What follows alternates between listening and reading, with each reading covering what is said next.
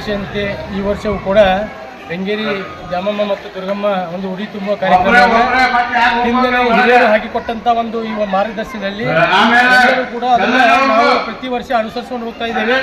ಪ್ರತಿ ವರ್ಷ ಏನೆಲ್ಲ ಕಡಿಮೆ ಅಂದರೂ ಇವತ್ತಿನ ದಿವಸ ಸಾಯಂಕಾಲ ಉಡಿ ತುಂಬುವುದು ಮುಗಿದ ನಂತರ ಸುಮಾರು ಒಂದು 5 ಕ್ವಿಂಟಲ್ ರೈಸ್ ಹಾಕಿದ್ದೀವಿ. ಸುಮಾರು 5,000 ರಿಂದ 6,000 ಜನಕ್ಕೆ ಅನ್ನ ಪ್ರಸಾದ ಕೂಡ ವ್ಯವಸ್ಥೆ ಮಾಡಿದ್ದೇವೆ. ಇದರ ಉದ್ದೇಶ ಇಷ್ಟೇ, ಪ್ರತಿ ವರ್ಷ ಏನೈತಿ ನಾವು 2 ಮಂಗಳವಾರ 2 ಶುಕ್ರವಾರ ಅಂತೇಳಿ ನಾವು ಗ್ರಾಮದಲ್ಲಿ ಎಲ್ಲ ಹಿರಿಯರು ಕೂಡಿಕೊಂಡು ಏನೊಂದು ಭಕ್ತಿ ಭಾವದಿಂದ ಏನೋ ಒಂದು ಉಡಿ ತುಂಬು ಕಾರ್ಯಕ್ರಮ ಇಟ್ಕೊಳ್ತೀವಿ.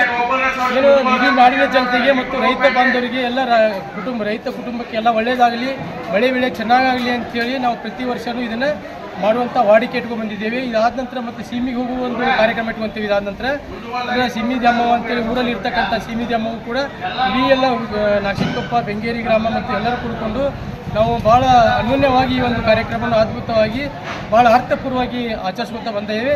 ಹೀಗಾಗಿ ಈ ಬೆಂಗೇರಿಯ ಸುತ್ತಮುತ್ತಲು ಗ್ರಾಮ ದೇವತೆ ಎಲ್ಲಿಲ್ಲ, ಬೆಂಗೇರಿ ಹೊರತುಪಡಿಸಿದರೆ ಈ ಕಡೆ ಭದ್ರಾಕಾಳಿ ಇರ್ಬೋದು, ಕೇಶಾಪುರ, ಈ ಕಡೆ ಎಲ್ಲ ಜನ ಸುಮಾರು ಇವತ್ತು ಹೇಳ್ಬೇಕಂದ್ರೆ 16,000 ಜನ ಇವತ್ತು ಈ ಒಂದು ಜಾತ್ರೆಯಲ್ಲಿ ಪಾಲ್ಗೊಳ್ತಾರೆ.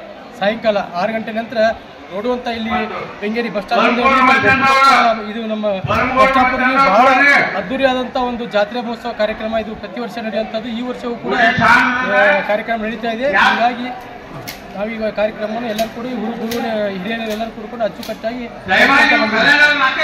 ಪುರಾತನ ಒಂದು 100 ವರ್ಷಗಳ ಇತಿಹಾಸ ಇದೆ ಇದು. ಹೀಗಾಗಿ ನಾವು ಕಳೆದ 2 ವರ್ಷದಿಂದ ಬಹಳ ಅದ್ದೂರಿಯಾಗಿ ಜಾತ್ರೆ ಮಾಡಿದ್ವಿ. ಇಡೀ ರಾಜ್ಯದಲ್ಲಿ ಯಾರು ಮಾಡಿದ್ರು ಅಲ್ಲಿ ಗೊತ್ತಿಲ್ಲ.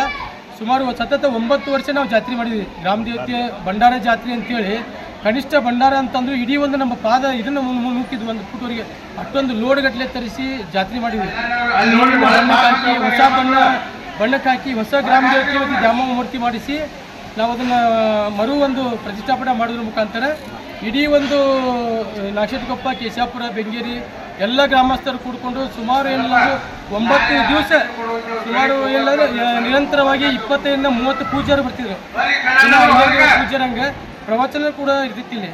ಅಂಥ ಒಂದು ಅದ್ದೂರಿಯಾದಂಥ ಮತ್ತು ಮಧ್ಯಾಹ್ನ ಅನ್ನಪ್ರಸಾದ ಮತ್ತು ರಾತ್ರಿ ಅನ್ನಪ್ರಸಾದ ಅಂದಾಜು ಒಂದು 15 ರಿಂದ 18 ಕ್ವಿಂಟಲ್ ಮಟ್ಟ ಅವರು ದಿನ ಒಂದು ಅಕ್ಕಿ ದಾನ ಇದು ಮಾಡುವಂಥದ್ದು ಅನ್ನ ಹಾಕಿ ಅನ್ನ ಸಂತರ್ಪಣೆ ಮಾಡುವಂಥ ಕಾರ್ಯಕ್ರಮ ಇಟ್ಕೊಂಡು ಅದು ಕೂಡ ಬಹಳ ಯಶಸ್ವಿಯಾಗಿ ಇಡೀ ರಾಜ್ಯದ ತುಂಬ ಎಲ್ಲ ಇದನ್ನಾಗ್ತಿದೆ. ಸುದ್ದಿಯಾಗಿ ಬೇರೆ ಬೇರೆ ಗ್ರಾಮದವರು ಕೂಡ ಬೇರೆ ಊರಿನವರು ಕೂಡ ಈ ನಮ್ಮನ್ನು ನೋಡಿ ಮತ್ತು ಅವರು ಕೂಡ ಎಲ್ಲ ಕಡೆನೂ ಸುಮಾರು ಏನಿಲ್ಲ ಅಂದ್ರೆ 35-40 ಕಡೆ ಜಾತ್ರೆ ಮಾಡಿದರು. ಇದು ಈ ಗ್ರಾಮ ಅವನಿಗೆ ಸುಮಾರು ಇದು ಮಾಡಿದ ನಂತರ 35 ರಿಂದ 40 ಆರ್ಡರ್ ಅವನಿಗೆ.